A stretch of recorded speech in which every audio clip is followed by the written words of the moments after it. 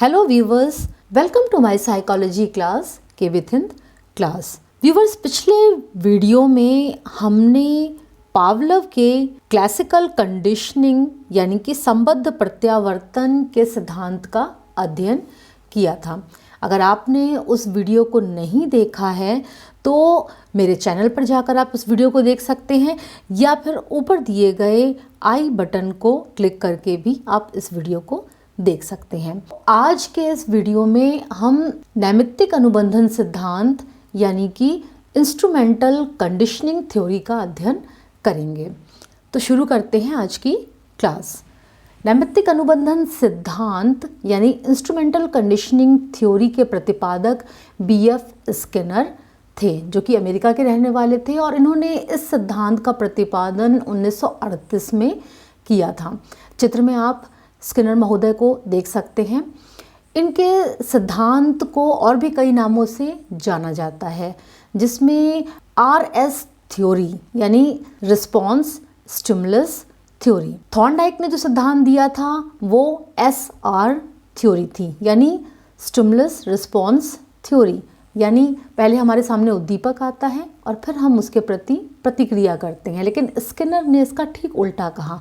उन्होंने कहा कि हम प्रतिक्रिया करते हैं तब हमें उद्दीपक प्राप्त होता है, उद्दीपक पुरस्कार के रूप में हो सकता है। इन्होंने आरएस थ्योरी प्रस्तुत की, जिसे हिंदी में अनुक्रिया उद्दीपक सिद्धांत या अनुक्रिया उद्दीपन सिद्धांत कहते हैं। इसके अलावा इनके सिद्धांत को क्रिया प्रसूत अनुबंधन सिद्धांत या ऑपरेंट कंडीशनिंग थ्योरी कहा जाता है, और सक्रिय अनुबंधन सिद्धांत या साधनात्मक अनुबंधन सिद्धांत भी कहा जाता है। तो इनके सिद्धांत के कई नाम हैं, ये नाम आपको पता होने चाहिए। इनमें से किसी भी नाम से एग्जामिनेशन में प्रश्न आ सकते हैं। अब हम बात करते हैं कि नैमित्तिक अनुबंधन होता क्या है। पावलोव के एक्सपेरिमेंट में पावलोव का जो कुत्ता था वो अनुक्रिया बाद में करता था और उसे पुरस्कार पहले प्राप्त होता था, यानी कि उसने घंटी की आवाज़ पर रिएक्शन देना यानी लार का स्राव करना बाद में सीखा, लेकिन पुरस्कार उसे पहले मिल जाता था, यानी भोजन की प्राप्ति उसे होती थी। जबकि वास्तविक स्थिति ये होती है कि जब हम कोई अनुक्रिया करते हैं यानी हम कोई काम करते हैं तो उसके बदले में हमें पुरस्कार प्राप्त होता है। तो नैमित्तिक अनुबंधन में यही चीज़ दिखाने का प्रयास स्किनर महोदय ने किया। उनका कहना है कि पुनर्बलन या पुरस्कार की प्राप्ति प्रयोज्य की अनुक्रिया पर निर्भर करती है, यानी प्रयोज्य कोई रिस्पॉन्सेस करेगा, कोई रिएक्शंस करेगा तो फिर पुरस्कार यानी कि पुनर्बलन प्राप्त होगा। प्रयोज्य की अनुक्रिया पुनर्बलन यानी कि पुरस्कार के लिए निमित्त है, यानी कारण है। तो जब प्रयोज्य के द्वारा जो की गई अनुक्रियाएं होती हैं, यानी प्राणी जो भी अनुक्रिया करता है, जब वो पुरस्कार के लिए कारण बन जाती हैं, प्राप्त करने के लिए कारण बन जाती हैं, तो इस प्रकार के सीखने को नैमित्तिक अनुबंधन कहा जाता है। यानी प्रयोज्य अनुक्रिया करेगा तो उसे पुरस्कार मिलेगा, प्रयोज्य अनुक्रिया नहीं करेगा तो उसे पुरस्कार नहीं मिलेगा। तो प्रयोज्य की अनुक्रिया पुरस्कार के लिए कारण है। अब ये जो पुनर्बलन होता है, ये होता क्या है, इसको पहले समझ लेते हैं। पुनर्बलन मतलब कोई भी वो उद्दीपक जो कि हमें किसी काम को करने के लिए फोर्स करे, यानी जब हमें पुरस्कार प्राप्त होता है तो हम उस काम को करने के प्रति अग्रसर होते हैं, हम उसको और ज़्यादा रिपीट करने लगते हैं, उस काम को और ज़्यादा करने लगते हैं। तो पुनर्बलन यानी कि जो हमें किसी काम को करने के लिए फोर्स करे, ऐसा कोई भी उद्दीपक यानी कि पुरस्कार। ये जो पुनर्बलन होता है ये दो प्रकार का होता है, सकारात्मक पुनर्बलन और नकारात्मक पुनर्बलन। सकारात्मक पुनर्बलन जो कि व्यक्ति या प्राणी को कोई कार्य करने के लिए प्रेरित करता है। जैसे अगर बच्चे को टॉफ़ी मिले तो वो कोई चीज़ याद करने के लिए दी जाए तो वो याद कर सकता है, ठीक है। नकारात्मक पुनर्बलन जो कि प्रयोज्य को किसी कार्य को करने से विमुख करता है, यानी उसके कारण अगर हमें नकारात्मक पुनर्बलन मिले तो प्रयोज्य किसी कार्य को करने से पीछे हटता है। जैसे बच्चा लड़ाई झगड़ा करता है और अगर उसे पनिशमेंट मिले तो वो दूसरे बच्चों से लड़ाई करना छोड़ देता है, उससे पीछे हट जाता है। तो नकारात्मक पुनर्बलन। कोई भी रिएक्शन या क्रिया जो प्राणी कर रहा है वो दोबारा होगी या नहीं होगी, ये इस बात पर डिपेंड करता है कि उस प्रतिक्रिया या जो व्यवहार प्राणी कर रहा है उसका क्या परिणाम है, सकारात्मक परिणाम है या नकारात्मक परिणाम है। अगर बच्चा चोरी करता है और उसे कोई बराबर शय देता है कि नहीं तुमने बहुत अच्छा किया, तो ये क्या है, बच्चे के लिए एक सकारात्मक परिणाम है, तो बच्चा चोरी करना आगे भी जारी रखेगा।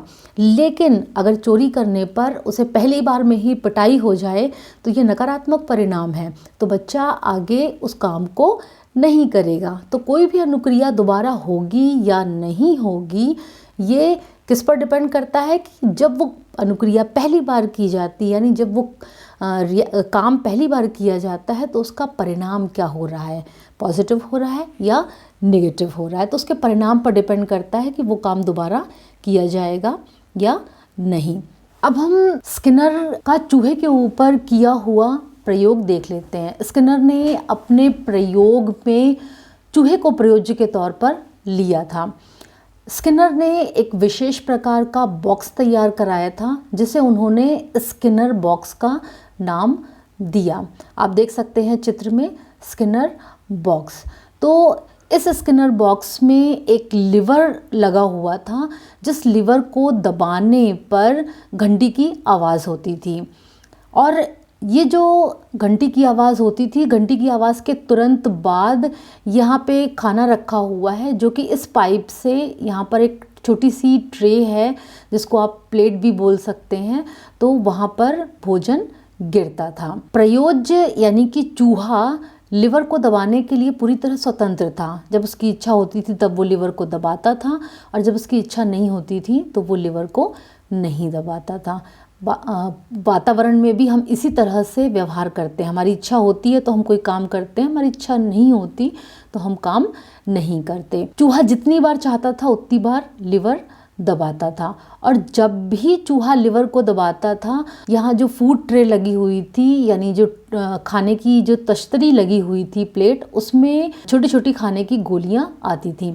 स्किनर ने इस ट्रे में, जो स्किनर बॉक्स था, इस स्किनर बॉक्स में एक चूहे को रख दिया। चूहा भूखा था तो वो भूख के कारण इस बॉक्स में यहाँ वहाँ घूमने लगा, चक्कर लगाने लगा।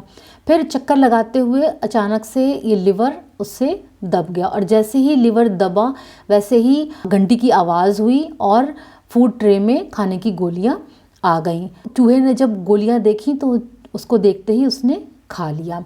अब चूहा जो है वो उसी ट्रे के आसपास, लिवर के आसपास जो है मंडराने लगा। जब यहाँ पर वो घूमता था आसपास तो उसका हाथ अचानक से फिर से लिवर पर पड़ा और उसको फिर से भोजन की गोलियां यहाँ पर प्राप्त हुई। धीरे धीरे कुछ प्रयासों के बाद चूहे ने क्या किया, लिवर को दबाकर भोजन प्राप्त करना सीख लिया। यानी जब चूहे को भूख लगती थी तो वो क्या करता था, सीधे लिवर दबाता था और जो भी उसे भोजन प्राप्त होता था उसे वो खा लेता था। यहाँ पर चूहे ने जो भी प्रतिक्रिया की, यानी व्यवहार किया, वो पुरस्कार पाने के लिए कारण बना, निमित्त बना। इसी को नैमित्तिक अनुबंधन कहा जाता है। यानी इस प्रकार का जो अनुबंधन है, इस प्रकार का जो सीखना है, वो नैमित्तिक अनुबंधन कहलाता है, क्योंकि प्राणी का व्यवहार पुरस्कार पाने के लिए निमित्त होता है, यानी कारण होता है। अगर प्राणी प्रतिक्रिया करेगा, व्यवहार करेगा तो उसे पुरस्कार प्राप्त होगा और प्रतिक्रिया नहीं करेगा तो उसे पुरस्कार प्राप्त नहीं होगा। तो चूहा जब लिवर को दबाता था तब उसे भोजन मिलता था, अगर वो लिवर को नहीं दबाता था तो उसे भोजन नहीं मिलता था। अब हम स्किनर के नैमित्तिक अनुबंधन के प्रकार। नैमित्तिक अनुबंधन कोनार्स्की के अनुसार 4 प्रकार के होते हैं: पुरस्कार नैमित्तिक अनुबंधन, परिहार नैमित्तिक अनुबंधन, अकर्म नैमित्तिक अनुबंधन और दंड नैमित्तिक अनुबंधन। पुरस्कार नैमित्तिक अनुबंधन जो कि हमने अभी स्किनर के चूहे के प्रयोग में देखा कि इसमें अनुबंधन जो होता है उसमें जो भी रिएक्शन होते हैं, प्रतिक्रिया होती है, उस प्रतिक्रिया को करने पर पुरस्कार प्राप्त होता है। चूहा लिवर को दबाता था तो उसे भोजन की गोलियां प्राप्त होती थी। परिहार नैमित्तिक अनुबंधन, इस प्रकार के अनुबंधन में प्राणी या प्रयोज्य को पीड़ादायक उद्दीपक से बचना होता है वॉटसन ने एक एक्सपेरिमेंट किया जिसमें एक कुत्ते को एक ऐसे कमरे में रखा गया जहाँ पर फर्श पर एक करंट प्रवाहित होता था। वो करंट हानिकारक तो नहीं था, लेकिन उससे पेन ज़रूर होता था।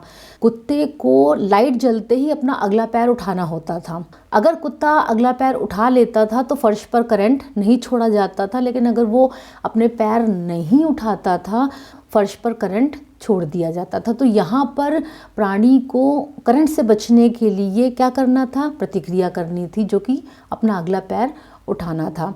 इस प्रकार के अनुबंधन में जो भी पीड़ा पहुँचाने वाले उद्दीपक होते हैं उनसे बचना सीखना होता है प्राणी को।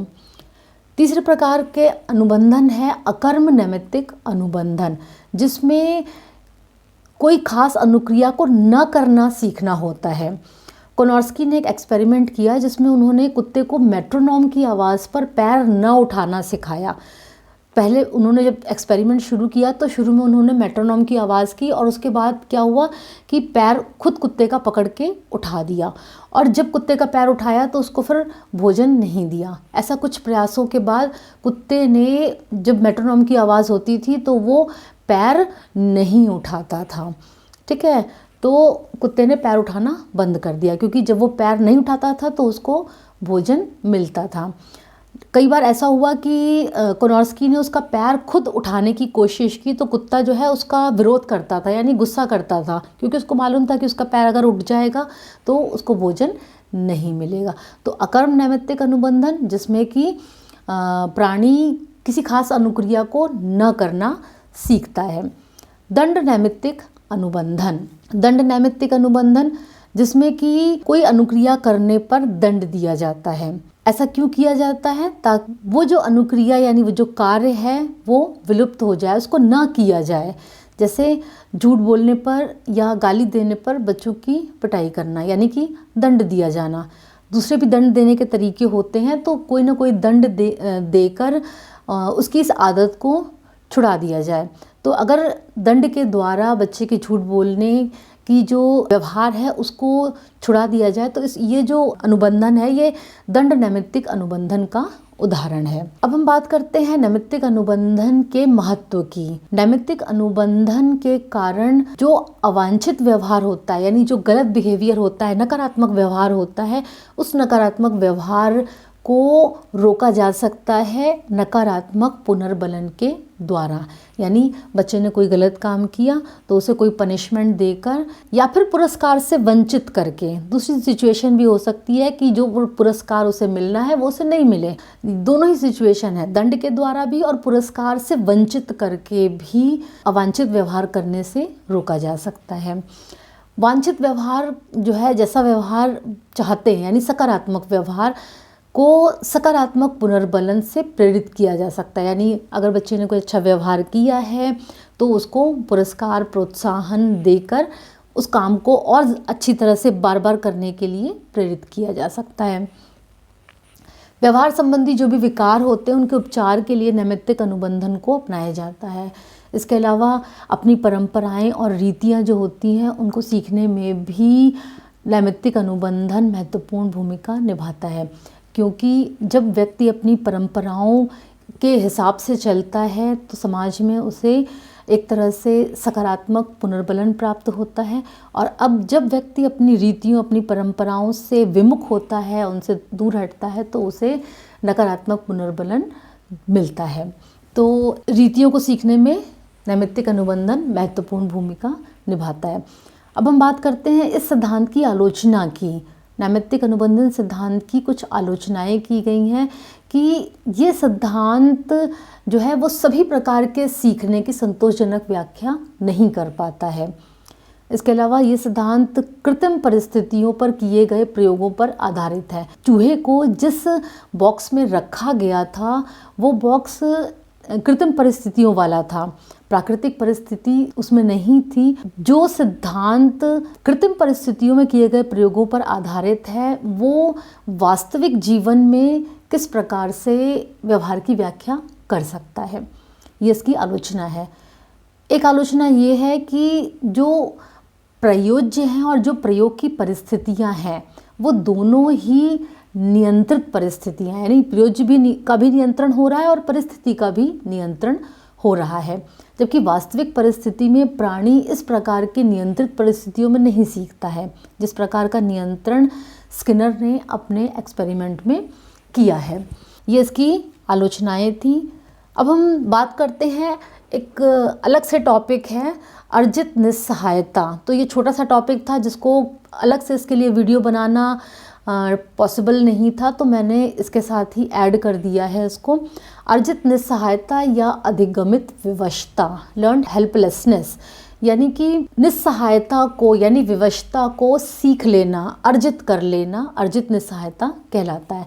इसका सबसे व्यवस्थित अध्ययन सेलिगमैन और मायर ने किया था। मतलब सबसे पहले इसका अध्ययन जो किया था वो सेलिगमैन और मायर द्वारा किया गया था 1967 में। इन्होंने कुछ एक्सपेरिमेंट्स किए थे जिन्होंने इन्होंने ये देखा था कि जब कोई प्राणी किसी अनियंत्रित विकर्षणात्मक परिस्थिति का सामना करता है तो जो शुरुआती उसके अनुभव होते हैं वो उसके अंदर एक ऐसे विचार को उत्पन्न करते हैं जिससे कि उसके मन में ये विचार आता है या भाव आता है कि वो कितनी भी कोशिश कर ले, कितना भी प्रयास कर ले, वो परिस्थिति को बदल नहीं सकता। तो ऐसे में क्या होता है, ऐसे में उसके अंदर एक विवशता की भावना उत्पन्न हो जाती है और फिर वो उस परिस्थिति को बर्दाश्त करता रहता है, यानी उससे निकलने की वो सोच ही नहीं पाता है। तो इस प्रकार की जो विवशता होती है उसे मनोविज्ञान की भाषा में अर्जित निस्सहायता या अधिगमित विवशता कहते हैं। यानी कि जो निस्सहायता है यानी जो विवशता की स्थिति है उसको प्राणी ने सीख लिया है, अर्जित कर लिया है। इन्होंने एक्सपेरिमेंट जो किया था उसमें कुत्ते को ऐसे कमरे में रखा गया था जिसमें बिजली का करंट प्रवाहित होता था। वो बिजली का करंट कुत्ते के लिए हानिकारक नहीं था, लेकिन उससे कुत्ता बेचैनी का अनुभव करता था और कुत्ता उस सिचुएशन से किसी भी तरीके से बच नहीं सकता था क्योंकि उस कमरे से निकलने का कोई रास्ता नहीं था। तो धीरे धीरे कुत्ता जो है वो अपने मन में ये फीलिंग ले आया कि मैं कुछ भी कर लूँ, मैं इस परिस्थिति से निकल नहीं सकता। तो फिर वो फर्श पर बैठा हुआ उस करंट को बस बर्दाश्त करता रहता था। तो ये जो सिचुएशन है ये क्या कहलाती है, अर्जित निस्सहायता, जिसमें कि प्राणी परिस्थिति से बचना जो चाहता है वो परिस्थिति उसके लिए विकर्षण होती है, यानी कि उससे वो दूर हटना चाहता है, लेकिन दूर हटने का कोई भी रास्ता नहीं होता और उसके मन में ये विचार भी आ जाता है कि मैं कुछ भी कर लूँ, मैं इस परिस्थिति से बच नहीं सकता। तो ये जो सिचुएशन उसके दिमाग में आती है, विवशता की भावना जो आती है, उसे अर्जित निस्सहायता या अधिगमित विवशता कहते हैं। तो ये जो अर्जित निस्सहायता होती है इससे प्राणी में प्रेरणा की कमी आ जाती है। प्रेरणा की कमी होने से वो प्रयास करना छोड़ देता है और अगर वो कोई चीज़ सीखता भी है तो उसका ऋणात्मक प्रभाव पड़ता है। इसके साथ साथ उसमें अवसाद के लक्षण आते हैं, यानी जो एंजाइटी होती है, चिंता, तनाव, ये लक्षण जो है, उदासीनता के लक्षण उसमें दिखाई पड़ते हैं और प्राणी ये मान लेता है कि ये जो विवशता है उसकी, यानी ये जो मजबूरी है उसकी, ये स्थायी है और अब कभी समाप्त नहीं होगी। आज का ये वीडियो आपको कैसा लगा? अगर आपको वीडियो पसंद आया तो मेरे चैनल को सब्सक्राइब कीजिए, बेल आइकन प्रेस करिए, वीडियो को लाइक कीजिए और शेयर कीजिए। धन्यवाद।